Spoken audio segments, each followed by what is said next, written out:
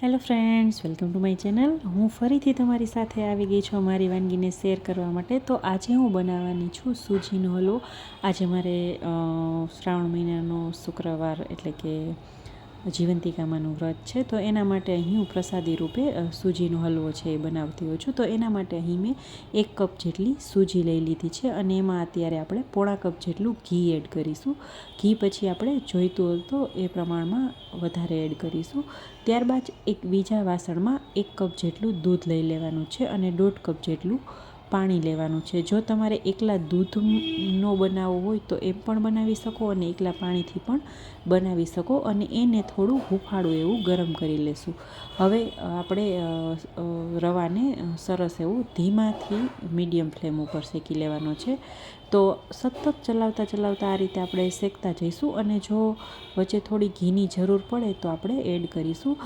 તાવીથો છે એકદમ સરસ ઇઝીલી આપણે ફરવો જોઈએ એ રીતે આપણે થોડું ઘી છે ફરીથી મેં એડ કરી દીધું છે. એટલે થોડું એવું ગરમ થશે ત્યારબાદ સરસ એવો તાવીથો ચલાવાશે. થોડી વાર માટે તો આ રીતે થોડું લચકા પડતું રહેતું હોય છે, પણ થોડું એવું શેકાશે એટલે એમાંથી ઘી છે એ સરસ છૂટું પડી જતું હોય છે. તો આ રીતે આપણે જે દૂધ અને પાણીનું મિશ્રણ કર્યું હતું એ હુંફાળું એવું ગરમ થઈ ગયું છે. તો એને આપણે ગેસની ફ્લેમ છે એ બંધ કરી દઈશું અને સૂજીને એકદમ સરસ એવી શેકી લેશું.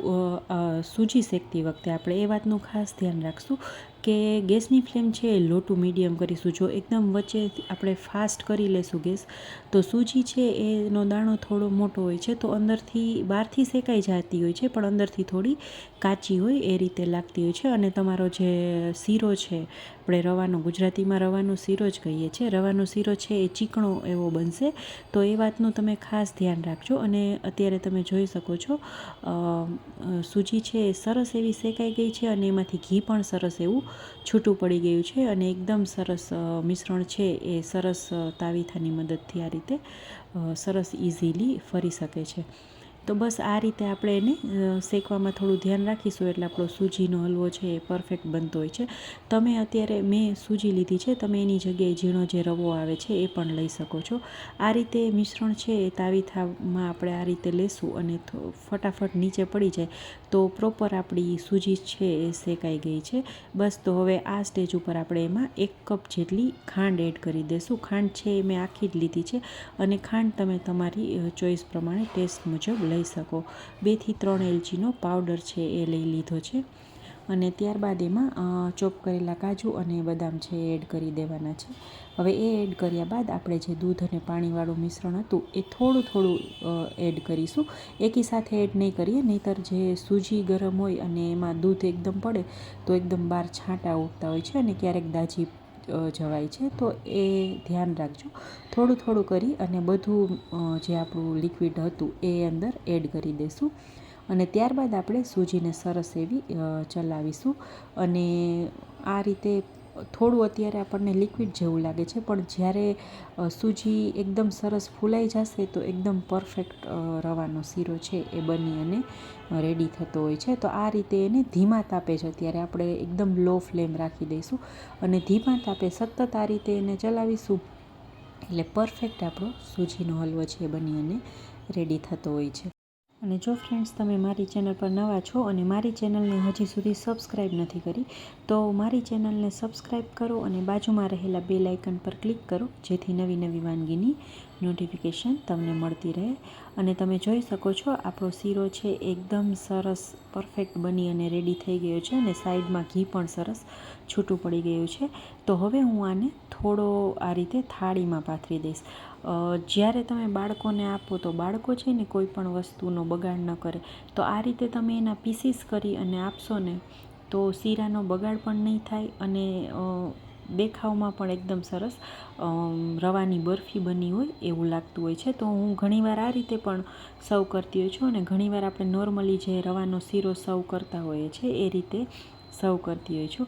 તો આ રીતે પાથરી અને એના ઉપર આપણે ગાર્નિશિંગ માટે થોડા કાજુ બદામ છે એડ કરી દઈશું અને ત્યારબાદ એને થોડું ઠંડુ થવા દેશું.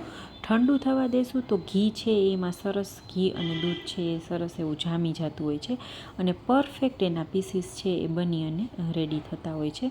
તો આ રીતે થોડા ડ્રાયફ્રૂટ ઉપર નાખી અને તાવીથાની મદદથી એને પ્રેસ કરી દેશું એટલે એકદમ સરસ એમાં ચોંટી જશે. તો થોડી વાર પછી મેં સેટ થવા દીધા અને એકદમ ઠંડુ થોડું થઈ ગયું. ત્યારબાદ એના આ રીતે પીસીસ કરી લીધા છે. અને આ પીસીસ દેખાવમાં પણ ખૂબ સરસ લાગતા હોય છે. જ્યારે તમે કોઈ ગેસ્ટ આવ્યા હોય અને આ રીતે સર્વ કરીએ તો ખૂબ સરસ લાગતું હોય છે. કોઈને ખ્યાલ પણ ના આવે કે આ છે રવાનો શીરો તમે સર્વ કર્યો છે. તો મારી આ રેસીપી તમને કેવી લાગી એ મને કોમેન્ટ બોક્સમાં કોમેન્ટ કરીને જરૂરથી કહેજો. તો આ રીતે જો થોડું ઠંડુ થઈ ગયા પછી આ રીતે તમે તાવીથાની મદદથી આ રીતે કાઢી લેશો તો એના પીસ છે એકદમ સરસ ઇઝીલી નીકળી જતા હોય છે અને દેખાવમાં ખૂબ અટ્રેક્ટિવ લાગતા હોય છે. હમણાં ઘણા બધા વ્યુઅર્સ મારા મને પૂછતા હતા કે તમે હમણાં વિડીયો કેમ નથી બનાવતા, પણ હમણાં હું થોડી ફ્રી નહોતી અને વિડીયો તો બનાવી લેતી પણ એમાં એડિટિંગ કરવાનો બિલકુલ પણ ટાઈમ નહોતો મળતો. એટલા માટે હું છે એ રેસીપી યુટ્યુબ પર નહોતી મૂકતી. પણ હવેથી ફરીથી હું થોડી રેસીપી છે એ મૂકતી રહીશ અને તમે મને જણાવતા રહેજો કે તમને મારી વાનગી કેવી લાગી. Thank you for watching.